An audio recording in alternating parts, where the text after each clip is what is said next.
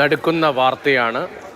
കരൂരിൽ വിജയുടെ രാഷ്ട്രീയ റാലിക്കിടയിൽ 33 പേർ മരിച്ചു എന്ന അതീവ ദുഃഖകരമായ വാർത്ത സ്ഥിരീകരിക്കപ്പെടുകയാണ്.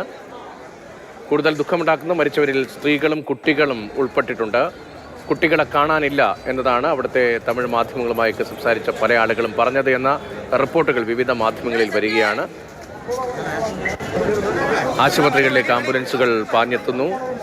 വിജയുടെ പ്രസംഗം നടക്കുന്നതിനിടയിൽ തന്നെ അപകടകരമായ സാഹചര്യമാണ് എന്ന് വ്യക്തമായിരുന്നതാണ്. ചിലർ ബോധരഹിതരായി വീഴുന്നു. അത്രമേൽ വലിയ തിക്കും തിരക്കും അനുഭവപ്പെട്ടു. കുട്ടികൾ ഉൾപ്പെടെയുള്ളവർ ആദ്യം കുഴഞ്ഞു വീണു. അവർക്കിടയിലേക്ക് വെള്ളക്കുപ്പിയും മറ്റും വിജയ് ഉൾപ്പെടെ വലിച്ചെറിയുന്നുണ്ടായിരുന്നു. പോലീസ് ഇടപെടൂ, ആംബുലൻസ് വിളിക്കൂ എന്നൊക്കെ വിജയ് പറഞ്ഞു. ഇത്തരത്തിലാണ് റിപ്പോർട്ടുകൾ വരുന്നത്. അവിടെ ഒരു അപകട സാഹചര്യമുണ്ട് എന്നതിൻ്റെ സംഘാടകർക്ക് തന്നെ ബോധ്യമായിരുന്നു. അതിന് പിന്നാലെയാണ് വലിയ ദുരന്തം സംഭവിച്ചത്. വിജയ് പ്രസംഗം പൂർത്തീകരിക്കാതെ അവിടെ നിന്ന് മടങ്ങുകയും ചെയ്തു. ഇപ്പോൾ ഏറ്റവും ഒടുവിൽ ലഭിക്കുന്ന അത്യന്തം വേദനാജനകമായ വാർത്തയെന്ത്? 33 പേർക്ക് വിജയുടെ റാലിക്കിടെ കരൂരിൽ ജീവൻ നഷ്ടമായി. ആംബുലൻസുകൾ ആശുപത്രികളിലേക്ക് അവശനിലയിലായ ആളുകളെയും കൊണ്ട് വരുന്നതിൻ്റെ ഉൾപ്പെടെ ദൃശ്യങ്ങൾ ഇപ്പോൾ കരൂരിൽ നിന്ന് ലഭ്യമാണ്. KB ശ്രീധരൻ കൂടിയുണ്ട്. ശ്രീധരൻ, പുതിയ ദൃശ്യങ്ങൾ വരുന്നതുമൊക്കെ ഭയപ്പെടുന്നതാണ്. അത്ര വലിയ ആൾക്കൂട്ടം ഓരോ ദൃശ്യങ്ങളിൽ കാണാം. ആശുപത്രിയിലേക്ക് എത്തിക്കുന്ന ആളുകളുടെ അവസ്ഥ നമുക്ക് ഈ ദൃശ്യങ്ങളിൽ കാണാം. ആശുപത്രിയിൽ എത്ര പേർ ചികിത്സയിലുണ്ട്? 33 മരണം എന്ന് പറയുമ്പോൾ നമുക്ക് സാധാരണ നിലയിൽ ചിന്തിക്കാൻ കഴിയുന്ന ഒന്നിനും അപ്പുറത്താണ് ഒരു രാഷ്ട്രീയ പരിപാടിക്കിടയിൽ 33 പേർ തിക്കിലും തിരക്കിലും പെട്ട് ഒരു പൊതുസ്ഥലത്ത് മരിക്കുക എന്നത്.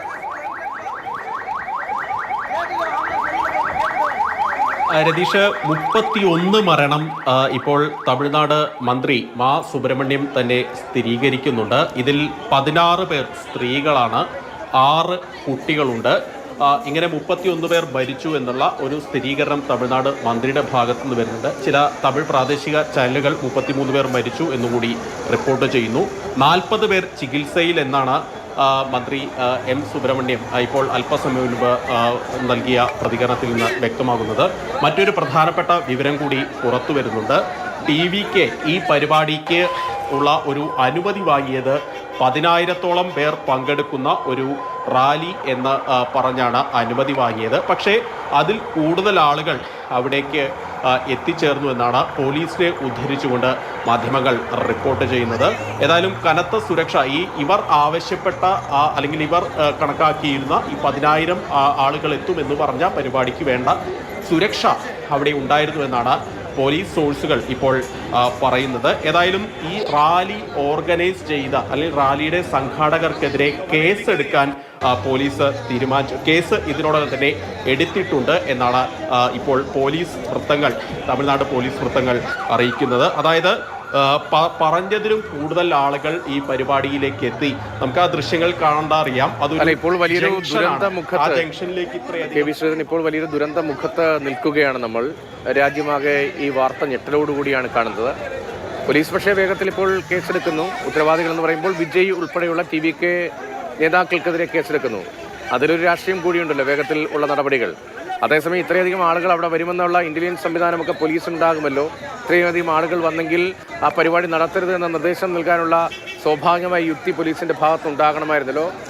അല്ലെങ്കിൽ ഇത്രയും അധികം ആളുകൾ വരുന്നൊരു പരിപാടി ഒരു അപകടത്തിലേക്ക് പോകുമെന്ന യുക്തി TV-ക്ക് പ്രവർത്തകർക്കോ വിജയിക്കോ ഉണ്ടാകണമായിരുന്നു. അങ്ങനെ ഈ വിഷയത്തിന് പലവിധ ആംഗിൾ ഉണ്ടല്ലോ. അതൊക്കെ മാറ്റിവെച്ചാൽ, ഇപ്പോൾ ഈ രാഷ്ട്രീയ സാഹചര്യങ്ങളൊക്കെ മാറ്റിവെച്ചാൽ ഈ അപകടത്തിൽപ്പെട്ട ആളുകളുമായി ബന്ധപ്പെട്ടുള്ള വിവരങ്ങൾ എന്തെല്ലാമാണ്? ആശുപത്രിയിൽ കഴിയുന്ന ആളുകളുടെ സ്ഥിതി എന്താണ്? അക്കാര്യത്തിൽ ഔദ്യോഗികമായി സർക്കാർ പ്രതികരിക്കുന്നുണ്ടോ? മരണസംഖ്യ ഇനിയും ഉയരാനുള്ള സാധ്യതയുണ്ടോ? ഔദ്യോഗിക വിവരം രതീഷ്, 31 മരണം ഔദ്യോഗികമായി മന്ത്രി മാ സുബ്രഹ്മണ്യം തന്നെ ഇപ്പോൾ സ്ഥിരീകരിച്ചിട്ടുണ്ട്. 40-ഓളം ആളുകൾ ആശുപത്രിയിൽ ചികിത്സയിൽ കഴിയുന്നുവെന്നാണ് മന്ത്രി അല്പസമയം മുൻപ് തമിഴ് മാധ്യമങ്ങൾക്ക് നൽകിയ പ്രതികരണത്തിൽ നിന്ന് മനസ്സിലാകുന്നത്. ഇതിൽ 12 പേരുടെ നില ഗുരുതരമായി തുടരുന്നു എന്നാണ് മനസ്സിലാക്കുന്നത്. ഏതായാലും പുതിയ ദൃശ്യങ്ങൾ ഇതുമായി ബന്ധപ്പെട്ട് വരുന്നുണ്ട്. നേരത്തെ പറഞ്ഞ പോലെ തന്നെ ഈ പരിപാടി നടക്കുന്നതിനിടയിൽ ചില ആളുകൾ കുഴഞ്ഞു വീഴുന്നുണ്ട്. ഈ കുഴഞ്ഞു വീണ ആളുകൾക്ക് വെള്ളം കൊടുക്കാൻ വിജയ് തന്നെ പറയുന്നുണ്ട്. ആംബുലൻസ് വിളിക്കാൻ വിജയ് ആവശ്യപ്പെടുന്നുണ്ട്. അങ്ങനെ പല കാര്യങ്ങൾ അല്ലെങ്കിൽ ഈ സംഘാടകരുടെ ഭാഗത്തുനിന്ന് വീഴ്ച ഉണ്ടായിട്ടില്ല എന്നുള്ള തരത്തിൽ TVK വൃത്തങ്ങൾ ഇപ്പോൾ പ്രതികരിക്കുന്നുണ്ട്. പക്ഷേ അപ്പോഴും പോലീസ് പറയുന്ന ഒരു കാര്യമുണ്ട്, 10,000 ആളുകളുടെ മാത്രം റാലി അല്ലെങ്കിൽ ആളുകളെ മാത്രം സംഘടിപ്പിച്ചുകൊണ്ടുള്ള റാലി ആയിരിക്കും ഇത് എന്നാണ് TVK അധികൃതർ അറിയിച്ചിരുന്നത്. പക്ഷെ അതിൽ കൂടുതൽ ആളുകൾ എത്തി.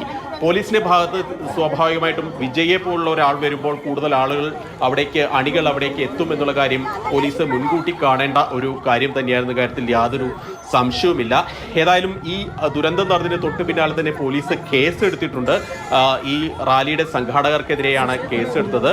ഒരുപക്ഷെ വിജയ്ക്കെതിരെയും കേസെടുക്കാനുള്ള സാധ്യത തള്ളിക്കളയാനാവില്ല. സമീപകാലത്തെ നമ്മൾ ഇത്തരത്തിലുള്ള സംഭവങ്ങൾ എടുത്താൽ ഇതിനെ ഒരു രാഷ്ട്രീയ ഭാഗമായി കൂടി കണ്ടാൽ പോലും അല്ലു അർജുനെതിരെ തെലങ്കാന പോലീസ് കേസെടുത്ത സംഭവമുണ്ടായി. അതായത് പുഷ്പ 2വിൻ്റെ പ്രീമിയർ ഷോയുമായി ബന്ധപ്പെട്ടുണ്ടായ തിക്കിലും തിരക്കിലും അല്ലു അർജുൻ പോലീസിന്റെ നിർദ്ദേശങ്ങൾ അനുവദിക്കാതെ റോഡ് ഷോയായി വന്നു തുടങ്ങിയ കാര്യങ്ങൾ പറഞ്ഞായിരുന്നുവെന്ന് അല്ലു അർജുനെതിരെ കേസെടുത്തത്. ഇതിലും സമാനമായി വിജയുടെ റാലിക്ക് 10,000 പേർക്ക് മാത്രമാണ് അനുമതി നൽകിയത്. കൃത്യമായിട്ടുള്ള സുരക്ഷാ നിർദ്ദേശങ്ങൾ നൽകിയിരുന്നു. അതൊന്നും പാലിക്കപ്പെട്ടിട്ടില്ല എന്നാണ് പോലീസ് വൃത്തങ്ങൾ ഇപ്പോൾ നൽകുന്ന വിവരം. ശരിയാണ്. സർക്കാരുമായി ബന്ധപ്പെട്ട ആ നിലയിലുള്ള പ്രതികരണമാണ് വരുന്നത്. മുഖ്യമന്ത്രി MK സ്റ്റാലിൻ നാളെ കരൂരിലേക്ക് എത്തും എന്നുൾപ്പെടെയുള്ള വിവരങ്ങൾ സർക്കാർ വൃത്തങ്ങളിൽ നിന്ന് പുറത്തു വരുന്നുണ്ട്. 2 മന്ത്രിമാരോട് സംഭവസ്ഥലത്തേക്ക് പോകാൻ നിർദ്ദേശം നൽകി എന്നത് മാത്രമല്ല, ക്രമസമാധാനത്തിന്റെ ചുമതലയുള്ള ADGPയോടും സംഭവസ്ഥലത്തേക്ക് തിരിക്കാൻ നിർദ്ദേശം നൽകിയിട്ടുണ്ട്.